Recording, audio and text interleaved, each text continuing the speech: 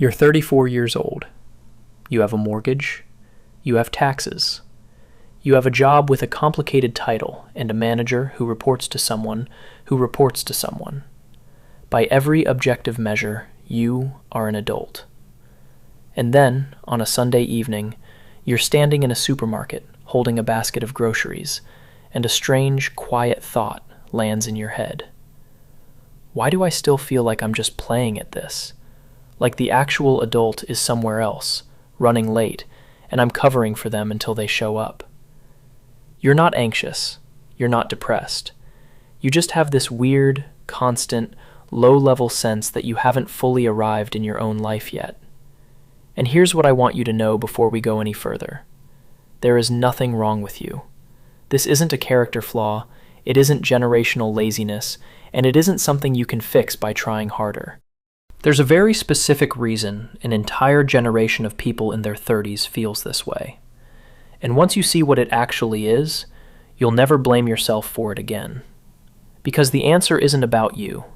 It's about something your nervous system has been quietly waiting for 200,000 years. Let's start with how widespread this is, because if you've ever felt embarrassed about it, you are absolutely not alone. Millennials right now are between 30 and 44 years old. By the standards of any previous generation in human history, that is unambiguously adult. And yet, study after study, conversation after conversation, you hear the same sentence from people in that age range. I don't really feel like an adult. I'm just doing a really good impression of one. This is not a joke they tell at dinner parties. It's a daily, internal experience. And for a long time, the explanation has been some version of, you're soft, you're spoiled, you should have grown up faster. That's not what's happening here. What's happening is that something in modern life is breaking a very old mechanism. A mechanism that's supposed to flip a switch in your nervous system and say, okay, you're not the child anymore, you're the adult now. That switch has not flipped for a huge number of people, and they cannot figure out why. To find out, we have to go somewhere modern psychology rarely thinks to look. We have to go back to the camp. Here's something almost nobody is taught, and it changes everything once you hear it. Your nervous system does not decide you're an adult based on your age. It doesn't care that your driver's license says 34. It doesn't care that you can vote, drink, sign contracts, or rent an apartment. Those are legal categories. Your ancient brain is not a lawyer. It operates on a much older question, a question it has been asking for 200,000 years. The question is this: is there anyone in my group who is weaker than me, who depends on me, and does the group recognize me in that role? That is the test. That is the only test that matters to that part of you. For most of human history, a young man in a tribe didn't become an adult on a birthday. He became an adult when he started having dependents, younger brothers he had to feed, a child he had to protect, an apprentice he was teaching. The moment another human being in his group looked to him for survival, his nervous system updated. He was no longer one of the kids around the fire. He was now part of the layer above the kids. A young woman became an adult in the same way. Not at puberty, not at marriage. At the moment when she became the one others came to for help, instead of the one going to others.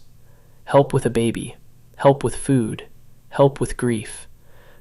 The role flipped, and the system noticed. This was the rite of passage that mattered, not the ceremony, the position. Until someone smaller than you was leaning on you, and the group accepted you in that role, you stayed in the layer of the young. Not symbolically, actually.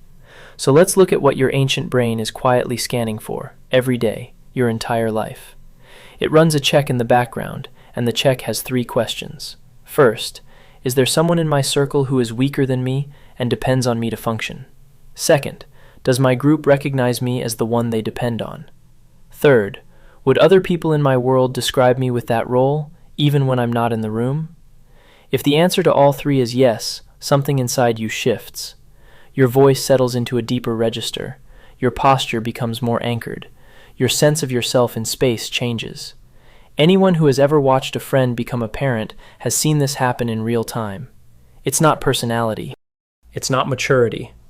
It's not them deciding to take life seriously. It's a switch flipping in the nervous system in response to 3 yeses. This is not mystical, by the way. It's neuroplasticity under the load of being responsible for another being. The brain rewires itself when other lives are depending on it. The rewiring is what we used to call growing up. We just stopped noticing that the wiring needed a specific trigger. Without that trigger, the brain stays in the layer below, not because the person is immature, because the system never received the signal that the role has changed. Now look at the typical life of a 33-year-old today, with that scan in mind. Pull up the 3 questions and try to find a yes. At work, this person is often still one of the younger people on the team, or in a flat structure where nobody depends on them in a survival sense. They might manage projects, but not lives. They go home to an apartment where, in many cases, they live alone or with a partner who is their equal, not their dependent. They call their parents, and their parents are still alive, often healthier than ever, still functioning as the main adults in their family. The parents still ask how their child is doing, still send food, still worry, still take care. Children in this generation are either delayed or absent. The friend they meet for dinner does not depend on them for survival. The neighbor in the apartment next door they have never spoken to. The younger siblings they had, those siblings grew up too, and don't depend on them either. So this person, who is competent, intelligent, fully functional, walks through their entire day, and their ancient nervous system runs the scan and finds, over and over, 0. Nobody weaker is leaning on them. Nobody is calling them the adult of anything. And the system, with no signal of role change, leaves them where it left them at 19. The youngest one in almost every room, doing a very good impression of someone older, while the inside of them keeps waiting to be told that they have become the person other people lean on. And here's the part that I really want you to hear, because it changes everything. The feeling of not being a fully arrived adult is not a psychological problem. It is a positional one. You cannot therapy your way out of it. You cannot affirmation your way out of it. You cannot discipline your way out of it. And you cannot drink wine and pretend it isn't there. It does not respond to mindset. It responds to position. This is why almost every millennial who finally describes the moment they actually felt like an adult will trace it to one of 3 specific events. The day their first child was born, the day a parent got sick or died, and the parent-child role suddenly inverted. The day they were given a junior person at work who genuinely depended on them, and they realized that this human's livelihood was sitting in their hands. None of these are age events. None of them are about getting more years on the clock. All 3 of them are the same thing in the eyes of your ancient nervous system. Someone weaker started leaning on you. The group recognized you in that role. The scan returned yes, and the switch flipped. People will tell you, oh, becoming a parent changes you. It does, but not because of love, and not because of sleep deprivation. It changes you because the system finally got the signal it had been waiting for since you were 19. If this is landing for you, drop a comment telling me when, if ever, you first felt like an actual adult, and what was happening when it hit. I'm collecting these. I have a feeling the answers are going to look exactly like what I just described. So here's where I want this to land, in your actual life. The good news is that you do not have to wait for fate to drop a child or a sick parent into your lap before the switch finally flips. The ancient nervous system does not distinguish between biological dependence and social ones. It does not check paperwork. It checks the position. So if you've been carrying this strange feeling for years, the path forward is not internal. It is positional. You consciously, deliberately, step into a role where someone weaker than you is leaning on you, and you accept it. Mentor someone. Take an active role with a niece or nephew. Be the steady older voice for a junior coworker. Help a neighbor who is older than you but has nobody. Be the friend who shows up for someone in crisis, not symbolically, but with logistics, with calls, with meals. The system does not need a baby to update. It needs the load of someone leaning. The first time you carry that weight knowingly, and the people around you start to refer to you in that role, something will shift in you that no amount of inner work was going to produce, because it was never an inner problem.